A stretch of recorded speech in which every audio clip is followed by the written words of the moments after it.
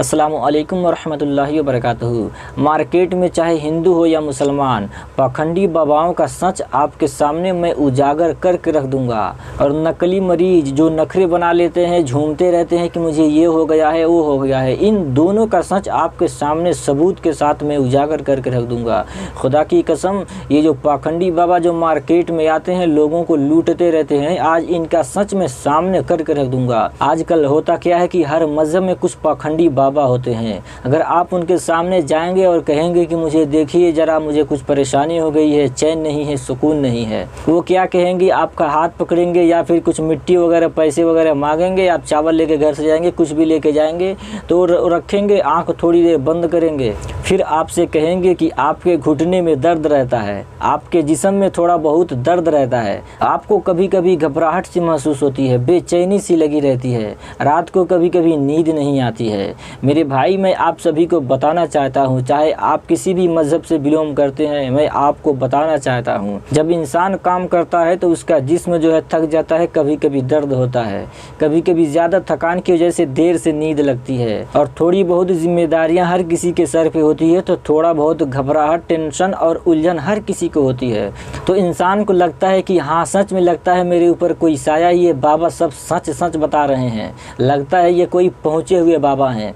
अगर मैं चाहूँ इस वक्त तो मैं एक अच्छा पाखंडी बाबा बन सकता हूँ। मेरे ऊपर लोग इतना विश्वास करेंगे क्योंकि मुझे इतनी अच्छी जानकारी है इन सारी चीज़ों के बारे में। लेकिन फ्रॉड करना, इस तरीके से करना, ये बहुत बड़ा हमारे मज़हब में गुनाह है, मरने के बाद बहुत अजाब। लेकिन ये सब धोखाधड़ी करना हमारा इस्लाम इसकी इजाज़त नहीं देता है। लेकिन हमारे मज़हब में और दूसरों के मज़हब में भी ऐसे पाखंडी बाबा हैं जो लोगों को इस तरह अपने जाल में फंसाते हैं और लोग फंस भी जाते हैं। तो पहले मैं पाखंडी बाबाओं के बारे में आपको बताता हूँ, फिर मैं आपको नखरे वाले यानी नकली मरीज़ के बारे में बताऊँगा। कुछ लोग घर में लोगों को परेशान करने के लिए नखरा बना के कहते हैं कि मुझे ये हो गया है, झूमते रहते हैं, उनका भी सच आपके सामने उजागर करके रख दूँगा। क्योंकि एक हमारा दोस्त है जो यही काम करता है। आज मैं आपके सामने अपने दोस्त का भी सच और मरीज़ का भी सच आपके सामने उजागर करके रख दूंगा, ताकि आप पाखंडी के जाल में फंसने से बच जाएं। और अगर आपके घर में कोई ऐसा व्यक्ति जो आपको, घर वालों को जो ऐसा परेशान करेगा, ये वीडियो उसको शेयर कर दीजिएगा ताकि उसका भी होश ठिकाने आ जाएगा। देखिए, सबसे पहले हम बात करते हैं जादू टोना भूता की। तो देखिए, जहाँ तक हम जादू की बात करते हैं तो जादू जो है असल में होता है, क्योंकि इस्लाम के अंदर हमारे नबी सल्लल्लाहु तआला अलैहि वसल्लम के ऊपर जादू का असर हो गया था। तो हम किस खेत की मूली हैं? ज़रा आप सोचिए, आप कितना ही नौजवान हैं, आप कितना ही ताकतवर इंसान हैं। जब आप सो करके सुबह उठते हैं तो आपके जिस्म में थोड़ी बहुत दर्द होती है, आपको सुस्ती महसूस होती है। अगर आप मेरे पास आएंगे, मैं आपके बारे में ये सारी चीज़ें बताऊंगा कि जब आप सो करके उठते हैं तो दिल की, आपका जो हृदय का जो रक्त है वो बढ़ जाता है। अगर मैं आपसे कहूँगा कि आपका हृदय का रक्त जो है, दिल का धड़कन तेज़ हो जाता है, आपके जिस्म में सुबह के वक्त थोड़ी थोड़ी कमज़ोरी महसूस होती है, कभी कभी तो चक्कर आने लगता है, और शाम के टाइम भी यही फील होता है। जब आप सोने जाते हैं तो आपका दिमाग आउट ऑफ कंट्रोल हो जाता है। और आखिर में मैं आपको कहूं कि दरअसल आपके ऊपर किसी ने बहुत बड़ी जादू कर दी है, जिसको ठीक करने में 5150 रुपये लगेंगे, 10,500 रुपये लगेंगे। तो आप कहेंगे कि पहले आप इसको ठीक कर दीजिए, मैं दुगने पैसे दे दूंगा, क्योंकि पैसे तो आते जाते रहते हैं। ये पाखंडी बाबाओं का काला सच है, इसी तरीके से जाल में फंसाते रहते हैं। हमारे मजहब इस्लाम में भी कुछ पाखंडी हैं जो अपने आप को बहुत बड़े पहुंचे हुए बाबा कहते हैं। अगर बाबागिरी की पहले वाली ज़िंदगी को देखा जाए तो उनकी ज़िंदगी अय्याशियों में, गलत फहमियों में पड़ी हुई थी। लेकिन जब से बाबागिरी कर लिए, बहुत बड़े अपने आप को परहेजगार समझते हैं। अगर उनके उंगलियों में अगर अंगूठी देखा जाए तो एक उंगली तो दूर की बात है, पूरे उंगली में अंगूठी पहन के रखते हैं, जबकि इस्लाम इसकी इजाज़त ही नहीं देता है। इस्लाम सिर्फ एक अंगूठी जो वज़न में 4.5 माशा से कम हो और एक नग वाली हो, इस्लाम सिर्फ इसकी इजाज़त देता है। और इन पाखंडियों को किसने इजाज़त दे दिया कि पूरे अंगुली में आप अंगूठी पहनिए? और दाढ़ी रखना हमारे प्यारे नबी सल्लल्लाहु ताला अलैहि वसल्लम के साथ साथ जितने भी अंबियाए कराम आए, जितने भी औलियाए कराम है, उन सब की सुन्नत है दाढ़ी रखना। लेकिन इन पाखंडी बाबाओं को देखा जाए जो हमारे मजहब इस्लाम में भी पाए जाते हैं, जो दुआ और तावीज़ के नाम पे लोगों के साथ फ्रॉड करते हैं और पैसे कमाते हैं, अपना कारोबार चलाते हैं, उनके चेहरे पे दाढ़ी नहीं। अगर पूछा जाए नमाज में कितनी चीज़ें फ़र्ज़ हैं तो अरे हम मौलवी थोड़ी हैं, हमको ये सारी चीज़ें पता होगी। तो आप मौलवी नहीं है तो आपको दुआ तावीज़ का ज्ञान, दुआ तावीज़ का इल्म आपके पास कैसे आ गया?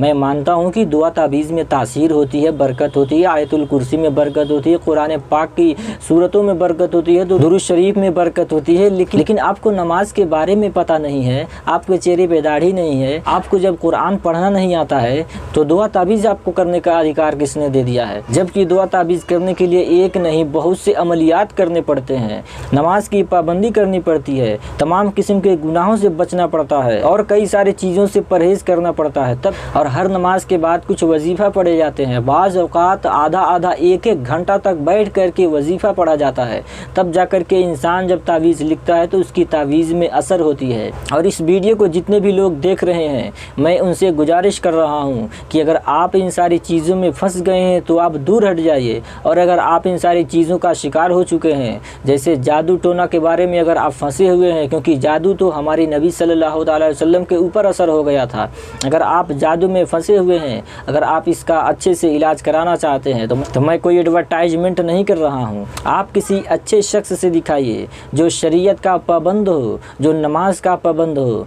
इन पाखंडी बाबाओं से दूर हट के रहिए, नहीं तो ये आपका जेब खाली कर देंगे। अब उन नकली और नखरे वाले मरीज़ के बारे में भी हम जान लेते हैं। एक हमारा दोस्त है जो दुआ तावीज़ ही करता है, चेहरे पे दाढ़ी भी है, शरीयत का पाबंद भी है, नमाज भी पढ़ता है। ये मैं उसका प्रचार नहीं कर रहा हूँ, बल्कि नकली और नखरे वाले मरीज़ के बारे में उनकी सच्चाई बयान कर रहा हूँ कि अगर आपके घर में भी कोई ऐसा नखरे वाला मरीज़ है तो ये वीडियो उसको शेयर कर दीजिएगा, ये क्लिप आप उसको दिखा दीजिएगा ताकि उसका होश ठिकाने आ जाए। तो उस मेरे दोस्त ने बताया कि मेरे पास एक केस आया। केस जैसे डॉक्टर के पास मरीज़ जाते हैं उसी तरीके से इसको मरीज़ केस लोग कहते हैं।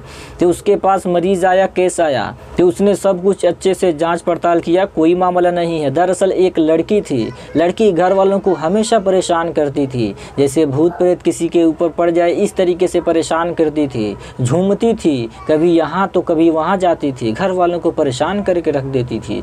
अब लोगों ने उनको बताया कि फ़लाने जगह लेकर के जाइए, वो बहुत बढ़िया इलाज करते हैं। तो उस लड़की के घर वालों ने, उसके भाई वगैरह मिल करके उसके पास लेकर के गए। तो उस मेरे दोस्त ने बताया जब मेरे पास लेकर के आए तो मैंने अच्छे से जांच पड़ताल किया, कोई मामला नहीं है, कोई भूत प्रेत नहीं है, कोई बीमारी नहीं है। तो उस मेरे दोस्त ने कहा कि लड़की के घर वालों से मैंने कहा दरअसल मुझसे और इससे अकेले में कुछ बात पूछना है, अगर आप कहें तो मैं थोड़ा सा किनारे जाकर बात पूछ लूँ, आप थोड़ा सा किनारे हट जाइए। तो उस लड़की के घर वाले किनारे हो गए।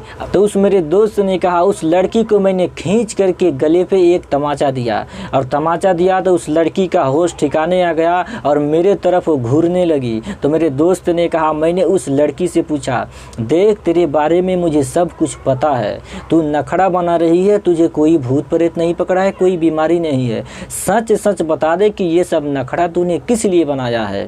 वो लड़की कहने लगी, दरअसल इसी महीने में फ़लाने तारीख को मेरे भैया का टिकट है, मुंबई जाने वाले हैं और वो हमको घर पे छोड़ के जाएंगे। मैं भी चाहती हूँ कि मैं भी मुंबई जाऊँ, थोड़ा शहर देखूँ, मुझे थोड़ा घूमने का शौक़ है। तो मेरे दोस्त ने कहा, अगर तुमको घूमने का शौक़ ही है तो अपने भैया से कह दो कि तुम्हारे लिए भी टिकट बुक कर देंगे, तुम भी उन्हीं के साथ चली जाओगी। तो लड़की ने कहा, मैं एक बार नहीं कई बार कह चुकी हूँ, लेकिन वह नहीं मान रहे हैं, इसीलिए मैंने ये सब नाटक किया। उसके बाद मेरे दोस्त ने उस लड़की के घर वालों को बुलाया और कहा, दरअसल इसका दिमागी संतुलन थोड़ा सा ठीक नहीं है, आप इसको कहीं बाहर घुमाने लेके चले जाएंगे तो धीरे धीरे ये ऑटोमेटिक ठीक हो जाएगा। घर वालों से डायरेक्ट ये नहीं कहा कि ये नखड़ा बना के रखिए, वरना तो घर वाले इतना धुलाई कर दे कि उसकी होश ठिकाने आ जाता। तो कुछ मरीज ऐसे भी होते हैं कि जानबूझ करके नखड़ा बना के घर वालों को, अपने भाई को, अपने बाप आपको परेशान करते हैं, अपने रिश्तेदारों को परेशान करते हैं। नकली पाखंडी बाबा हर धर्म और हर मजहब में पाए जाते हैं। उन सबको देखते देखते सोशल मीडिया पे मैं तंग आ चुका था, इसीलिए मैंने सोचा कि इनकी सच्चाई को भी बयान किया जाए और लोगों को बताया जाए इनके बारे में। तो मैंने जो कुछ भी आपको बताया, इसके बारे में आपका क्या कहना है कमेंट में आप बताइए। और सोशल मीडिया पे आप हमारे साथ नए हैं तो यूट्यूब पे सब्सक्राइब करके फेसबुक इंस्टाग्राम पर फॉलो कर लीजिए और इस वीडियो को शेयर करके उन लोगों तक पहुंचा दीजिए जो पाखंडी बाबाओं के शिकार हो चुके हैं, और उन पाखंडी बाबाओं तक भी ये वीडियो शेयर कर दीजिए जो फ्रॉड करते हैं, लोगों के साथ पैसा लूटते हैं और अपना कारोबार चलाते हैं।